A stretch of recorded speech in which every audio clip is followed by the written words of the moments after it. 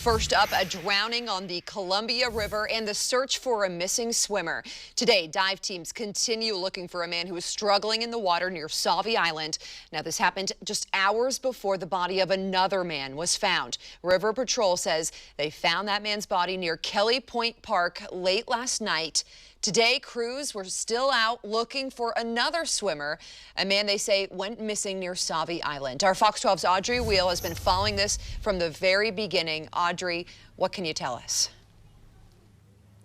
Bonnie, just minutes ago, we learned that this search has been suspended again. It's now been almost 24 hours since officials tell us that swimmer disappeared on the Columbia River here on SAUVIE Island. Now, last night, crews were out here on boats for hours looking for him. Today, divers were in the water for hours looking for him. Still no sign of that man.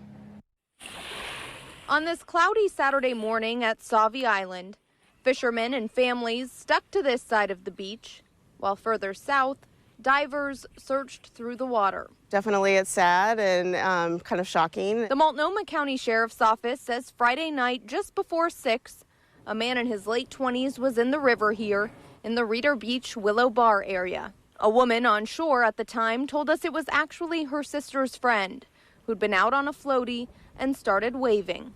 That's when the sheriff's office says bystanders jumped in to help, but couldn't get to him.